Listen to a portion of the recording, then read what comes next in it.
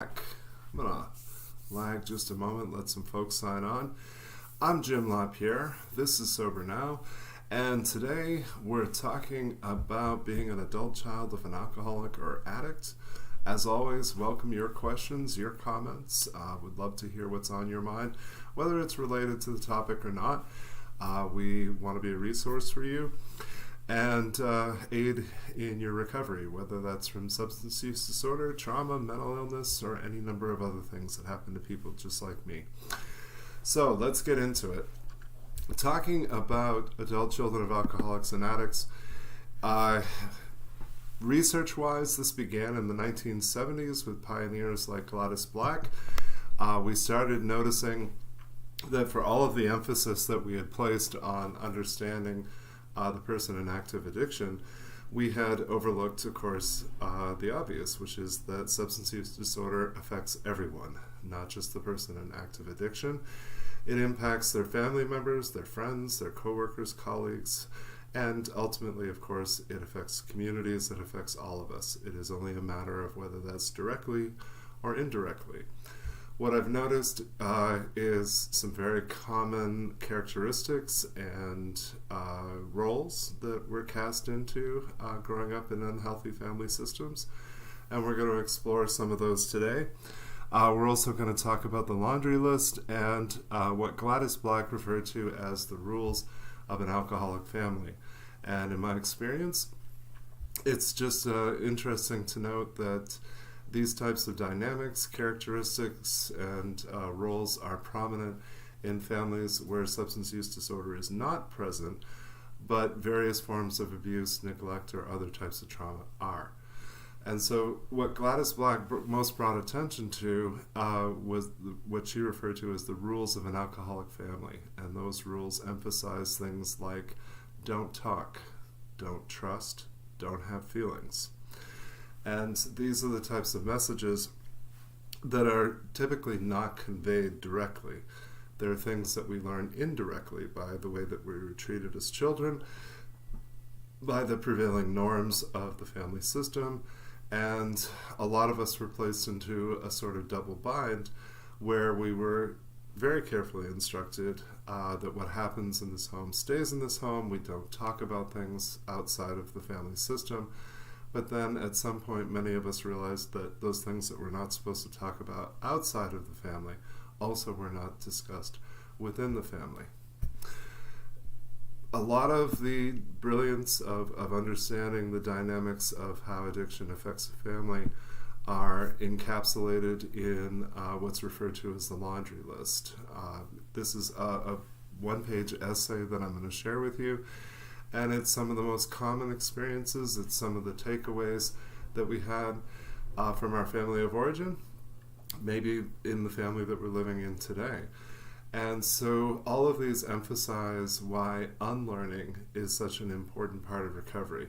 So many of the things that we do automatically, subconsciously, so many of the things that we do that are unhealthy for us are things that are not consciously driven. They're things that are subconsciously developed and subconsciously maintained.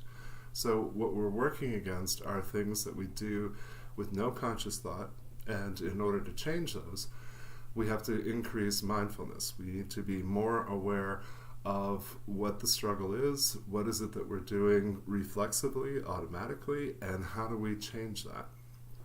So the laundry list is what I'm going to read off to you real quick. We became isolated and afraid of people and especially authority figures. We became approval seekers and lost our identity in the process, or more accurately, for many of us, never really had one in the first place. We are frightened by angry people and by any personal criticism. We either become alcoholics or addicts, marry them, or both, or find another compulsive personality such as a workaholic or maybe just a narcissist to fulfill our sick abandonment needs. We live life from the viewpoint of victims and are attracted by the weakness in our love and friendship relationships. We have an overdeveloped sense of responsibility, and it is easier for us to be concerned with others than ourselves. This enables us to not look too closely at our own faults, our own Pain are our own unmet needs. We get guilt feelings when we stand up for ourselves instead of giving in to others.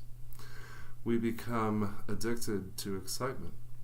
We confuse love and pity and tend to love people we can pity and rescue. We have stuffed our feelings from our traumatic childhoods and have lost the ability to feel or express our feelings because it hurts so much, most commonly in the form of denial.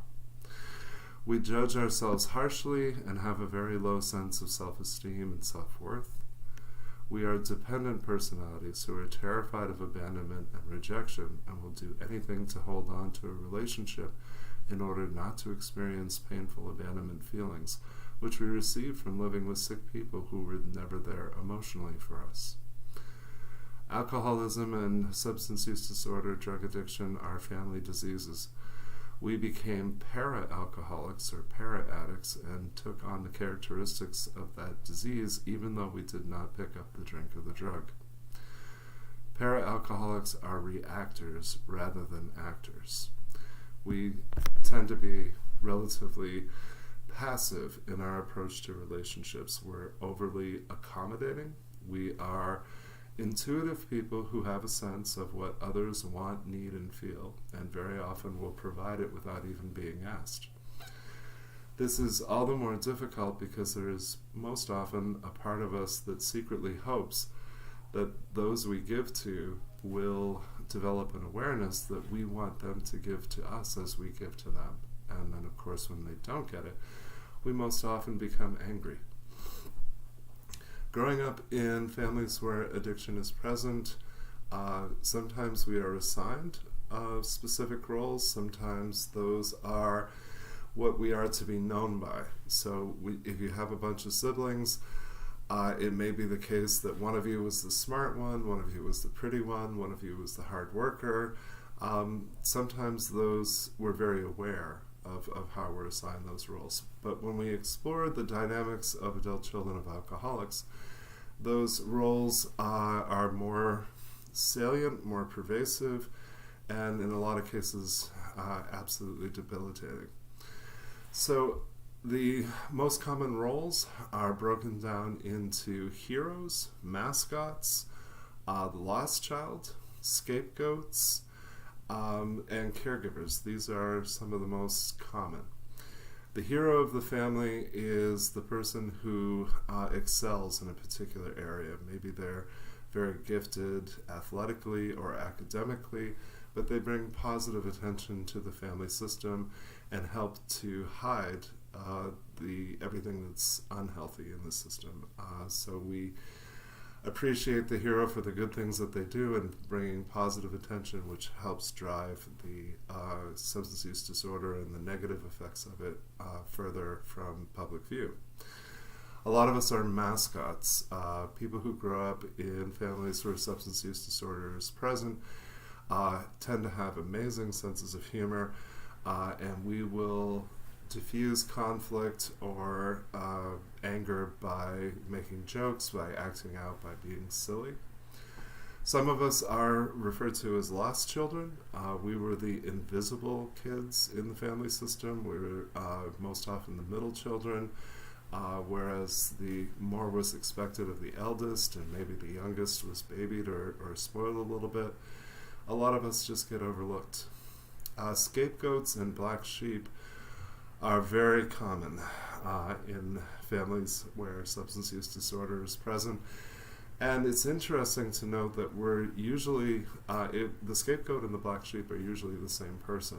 And what is quite often true for us, especially in recovery, is that we're the only person from our biological family who is making changes, who is pursuing abstinence or recovery in any form. Sometimes we're the only one who's admitting that there was ever a problem. We're the only ones reaching out for help. And so it's much easier for the family to blame us or to say that there must be something wrong with us than to acknowledge that there is a problem amongst the family and that perhaps all parties need to be seeking growth and healing. Of course, caregivers and rescuers are also very common roles in families where addiction is present. Rescuers are the folks who are going to save the day. They're going to diffuse conflict. They're going to manipulate or find a way for the family to get its needs met in a sense, or at least approximate that. Caregivers are very common, and most commonly caregivers are people who tend to have very poor awareness of self and tend to have exceptional awareness of others. And it's a form of avoidance in which the way that we avoid ourselves is by hyper-focusing on the needs of others. And these are the people who chronically go above and beyond, constantly give of themselves.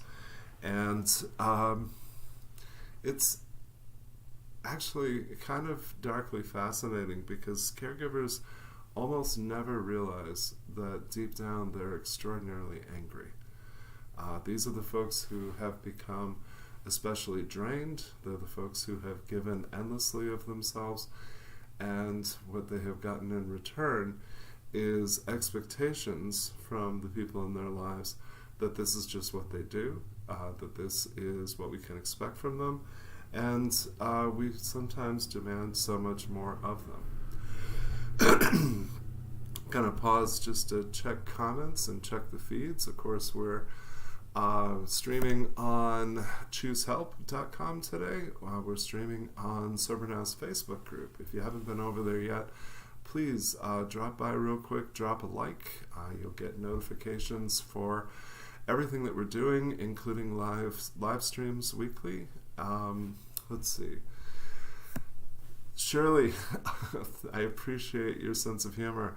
Well, this sounds like I'm totally screwed. I promise you're not, but these are some aspects that we absolutely need to be exploring, because even when we have good health in terms of maybe we're in recovery, maybe we never experienced an addiction in the first place, but we need to be acknowledging that most of what we learned about how to relate to others, how to have a partnership, how to be parents, we learned the overwhelming majority of that in our family of origin. So if you grew up in a really healthy, well-adjusted family, then great, you've learned good things and you're probably good to go. But if you grew up in a family like mine, then what you learned primarily was the opposite of who you want to be and how you want to be. And actually for a number of years in parenting and in partnering, whenever I wasn't sure what to do, I would think, well, how would my family have handled this? And then I would do the exact opposite.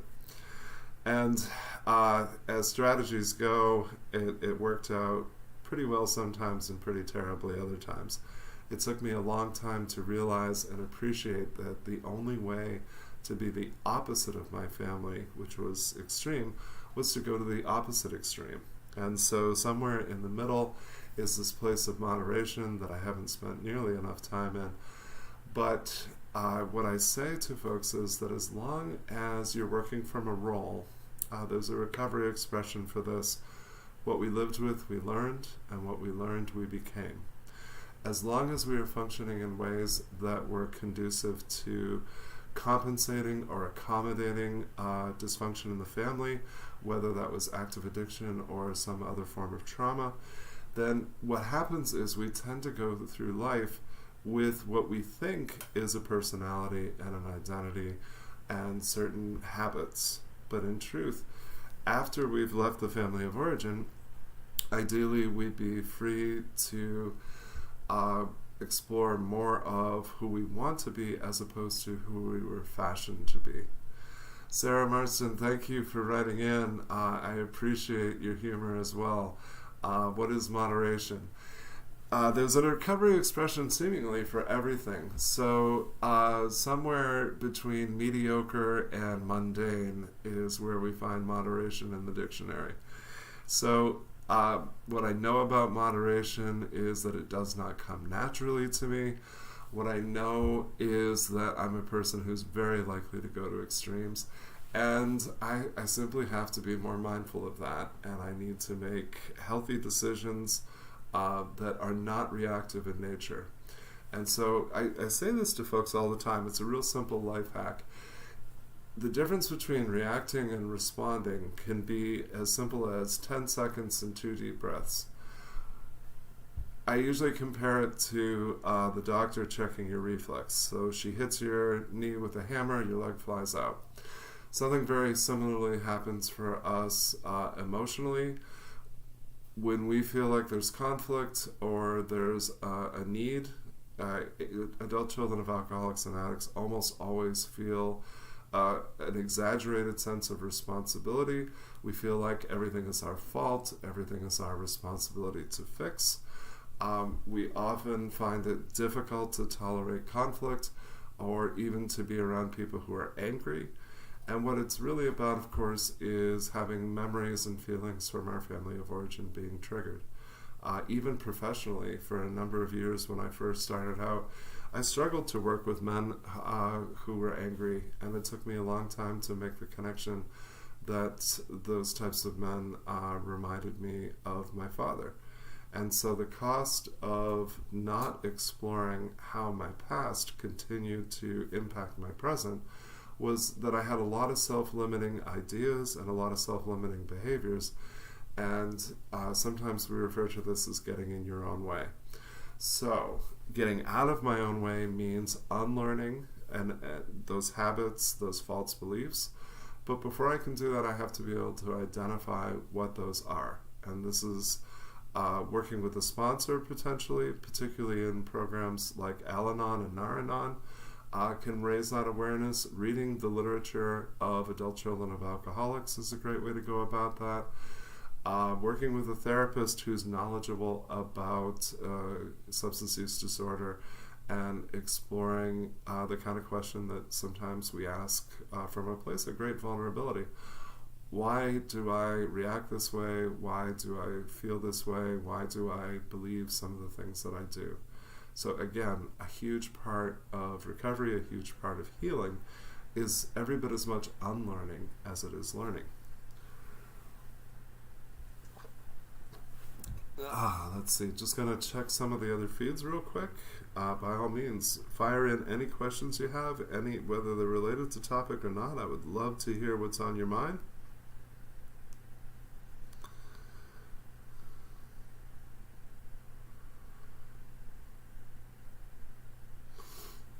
Okay. Thank you to those who have written in, and we're going to delve just a little bit deeper into this. Dependency and codependency are obviously huge aspects of the ways in which we relate. And unfortunately, we are people who have a tendency towards toxic relationships. Again, it is our propensity to endlessly give that is often our downfall. It is also our tendency to gravitate towards the type of people who feel most familiar to us. So when I talk with people who say, I just only attract assholes, or I just keep partnering with the same type of man or same type of woman, I'll always ask the person, is there a chance that the women you date are very much like your mom, or the men that you date are very much like your father? And it's unsettling, but quite often, in fact, most often, that is the case. But it's not just true in romantic partnerships. It's also true in the types of people that we gravitate towards in terms of coworkers and friends. It's also true even in 12-step programs. We tend to gravitate towards the people that we see either as being most comfortable and most familiar, or as being most like ourselves. This is explored in depth in one of the books that I most often recommend in recovery, which is entitled The Thinking Person's Guide to Recovery. The author is an extraordinarily well-educated and highly successful lawyer, and in his story, what he identifies is that the kind of people that he gravitated towards every time that he went into AA were people that he saw as being like himself, people who were older, educated, highly educated, and highly successful. And in relating to those folks, he found that he just couldn't, quote unquote, get it. The sponsor that he attributes his success to was a fourth grade dropout who made his career as a janitor. There's a reference in the big book that none of us are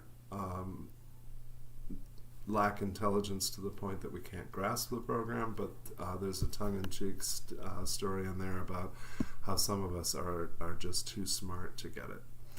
So I have often found that to be the case. And what I know is that we have to continuously move outside of our comfort zone.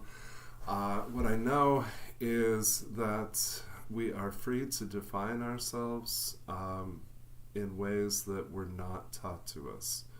And that is a distinctly uncomfortable thing to do. Whenever I work with a client in my day job, I'm talking with them about what are their strengths and what are their weaknesses. And it's this wonderful and terrible thing where they will tell me some of the most intimate parts of their trauma, their addiction, their life struggles, and they'll share those things readily and openly. But when I ask them, hey, what are the good things about you? What are the strengths that you have? What are characteristics or talents? Most everyone I've served over the past 20 years has a really hard time answering those questions. They find it painful or at least really, really uncomfortable to even speak well of themselves. And I get it. For most of us, poor self-worth and low self-esteem are very common. But one of the things that doesn't get talked about enough is the concept of self-efficacy. Efficacy is, in this context, is simply having confidence in a particular skill or a particular characteristic. Even people with really low self-esteem can still acknowledge that there are things they're good at, that there are talents they have. But for most of us, if I ask you, what are the things that you're good at, what are the best things about you, most of us will describe who we are to others, not who we are to ourselves. So when people say to me, well, I'm a good friend, I'm a good mother, I am caring, loving, I'm a good listener, all of those types of things and many more are describing how we are to other people. But by contrast, most of us are either avoidant of self, our own worst enemy, or some form of self-destructive. Ideally, we become more aware of the contrast between how we treat people that we care about versus how we treat ourselves. And I always say the starting point for having a better relationship with self is fairness and respect. You don't have to change how you feel or change how you feel about yourself in order to make some changes that are healthy, adopt some new habits. And I always ask folks to think of it this way. If you were going to help someone get better, you would treat them with a great deal of respect, because you'd recognize that any other approach is not likely to be successful. And so too it is with us. If I'm going to get better, then I need to identify things that are self-destructive and move away from them. I need to identify ideas and behaviors that are self-limiting and move away from those. But it's strange. We don't think about it in terms of like how we relate to ourselves constitutes a relationship, but it absolutely does. So my hope is that you'll make some investments there, that you will maybe practice some journaling or do some free writing that kind of exposes what kind of things are challenging for you today, what kind of things do you feel obligated towards, because for a lot of us, the very families that taught us all of these behaviors and ideas that don't serve us, those are the people that we most feel obligated to. And I'll often ask folks, hey, who do you want to feel obligated to you? And they'll immediately say, well, no one. I'll say, okay, so maybe it's really self-serving that the family that abused us and failed to meet our needs are also the same people who taught us that we owe them something, or that we're obligated to them, or that we have to be there for them. You don't have to be present in any toxic relationship, whether that's a person that you happen to be related to, or someone that you've been dating, or even a friendship that is just draining you, or a person that only takes from you. So I hope that, again, you'll make some investments in you, that you'll be willing to sit with you and have a greater awareness of you, and you can notice what are the things that you need in the here and now, what are the things that you're feeling, and how can you get those needs met. So as always, I want you to connect with me. Jim at sobernow.com is the quickest and easiest way to do that. Would love to hear questions that you have, or if you're running into some barriers in your recovery, let me know about those. I'll offer what I can for suggestions. I would love to have you check out our YouTube channel. It takes just a moment to subscribe, but Sober Now on YouTube is, about 120 odd videos now on different aspects of addiction recovery, different aspects of recovery from trauma and mental illness. So please check that out. Give it a quick subscription. You'll get, again, notified about live streams and other content that we're creating. And of course, I would love to have you check out sobernow.com. We've moved to a subscription service monthly, and so we're cheaper than we've ever been, more affordable than we've ever been. For less than $15 a month, you get access to the 28-day programs that we've created for starting or enhancing your recovery from substance use disorder. We also have a separate program for people who are affected others, like me, folks who have loved ones in active addiction, and how do we best navigate that, and how do we best support our family overall as we're going through what is a terrible and scary thing to have someone a loved one in active use. So, going to be signing off for today. I will be back with you next Thursday around noon Eastern Time. Please take excellent care of yourselves as we continue to go through these trying times. And again, please connect with me. Would love to